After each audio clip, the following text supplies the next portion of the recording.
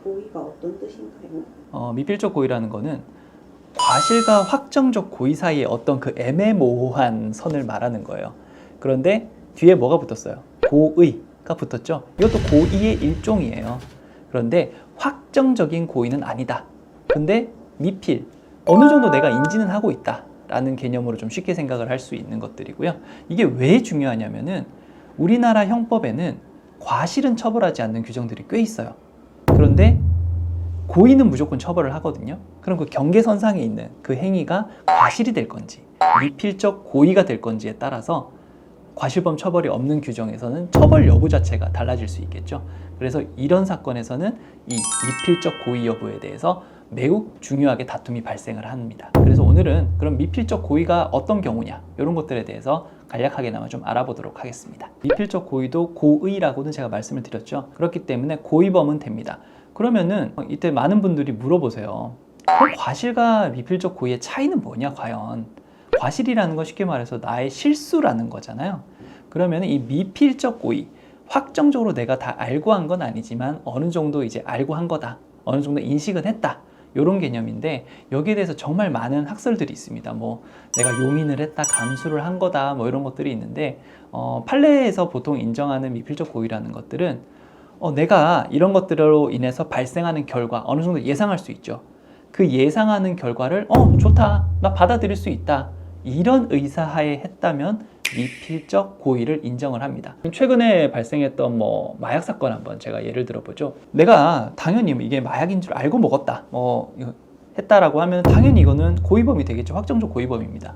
그런데 클럽이나 이런 곳에서 누군가가 주는 경우들이 있죠. 이렇게 줬을 때 무슨 알약이나 이런 것인데 내가 이게 뭔지는 몰라. 정확히 뭔지는 몰라요. 그러면은 보통은 물어보잖아요. 이건 뭐야? 아니면은 한번 쳐다보겠죠. 그러면 저쪽에서 어떤 액션을 취합니다. 좋은 거야, 먹어보라고 말을 한다든지 그냥 알 수 없는 표정을, 웃음을 지을 수도 있는 것들이고, 그런 상태에서 이 성분 확정되지 않았죠. PD님 같으면 이거 먹습니까? 안 먹습니까? 안 먹죠. 당연히 안 먹지. 이거 뭔지 알고, 약 같은 이런 건데. 그러면은 생각이 뭐예요? 클럽? 보통 요즘에 많이 뉴스에 떠들죠. 여기서 무슨 이상한 약물들이 많이 있다, 마약이 돈다. 일반인들은 알잖아, 예상할 수 있잖아. 그럼 안 먹어야 돼요. 그런데 그런 상황에서 먹었다. 내가 이게 정확히 마약인지 모르고 먹었을 수는 있습니다. 인식 없이 먹을 수는 있는데 예상했죠. 어느 정도 예견을 하고 이게 마약일 수 있다는 걸 알고 먹었다. 그러면은 뭐예요? 마약이면은 내가 그거 인정할게. 그런 의사가 있지 않을까요? 그런 상태에서 먹게 되면 이거는 미필적 고의로 어느 정도 볼 수 있는 겁니다. 그래서 경찰 단계나 이때 보통 그게 많이 변명을 하죠. 나 그거 뭔지 모르고 그냥 먹었어요. 그러면은 그게 단순히 과실로 넘어갈 수는 없다는 겁니다. 그래서 그런 경우에는 미필적 고의로서 고의범 인정될 가능성이 매우 높다. 이렇게 알고 계시면 될 것 같아요. 원하는 그럼 미필적 고의도 고의랑 같은 처벌이? 제가 아까 앞서 말씀드린 거는 미필적 고의도 고의는 맞다. 그렇기 때문에 고의범으로서의 처벌 대상은 된다라고 제가 말씀을 드렸어요. 그러면은 이 미필적 고의와 확정적 고의가 나중에 법원 갔을 때 아니면은 검찰 단계에서 완전히 동일하게 취급을 받냐? 그렇진 않습니다. 그럼 분명히 다를 수 있는 것들이겠죠. 내가 이걸 알고 이렇게 다 먹은 것과 아니면은 그래 그럴 수 있다라고 예상은 하고 했지만 그래 정확히 모른 그런 상태에서 먹은 것을 동일하게 처벌 수위를 내릴 수는 없겠죠. 그래서 미필적 고의가 인정되면은 어떤 경우에는 기소유예로 끝날 수도 있는 것들이고요. 형사 법정으로 간다고 하더라도 확정적 고의라면은 어떤 징역형, 실형을 바로 선고받을 사안이라도 미필적이었기 때문에 그래 한 번 더 봐줄게 라는 측면에서 집행유예가 내려질 수도 있고, 그렇기 때문에 이제 보통 저희 같은 변호사는 피고인을 대변을 하면서 고의는 맞지만 확정적인 이런 고의가 아니고 미필적 고의 상태에서 범행한 점을 양형에 고려해달라, 이런 것들을 많이 말을 하거든요. 그만큼 이제 양형에 있어서는 확정적 고의와 미필적 고의 사이에 차이가 납니다.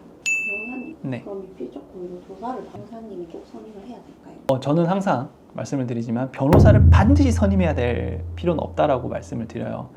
근데 그거는 전제가 자기가 이 사건을 제대로 알고 거기에 어떻게 대답을 해야 할지 인지를 했을 때를 제가 말씀을 드리는 거고, 미필적 고의가 보통 문제되는 경우에는 아예 수사 단계에서 처벌을 피해가고자 할 때가 될 거예요.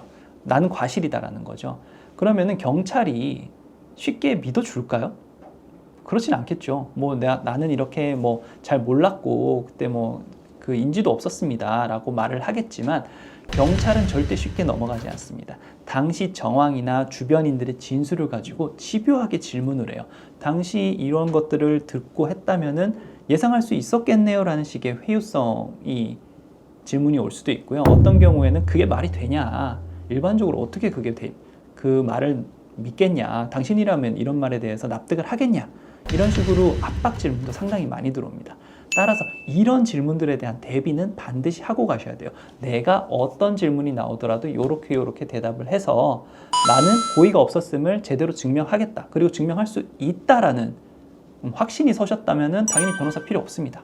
그런데 그렇지 않은 경우가 90% 이상이기 때문에 만약 그런 경계선상에 있는 사건들이라면은 저는 그래도 변호사에 찾아가셔가지고 상담을 받아보시는 걸 추천을 드립니다.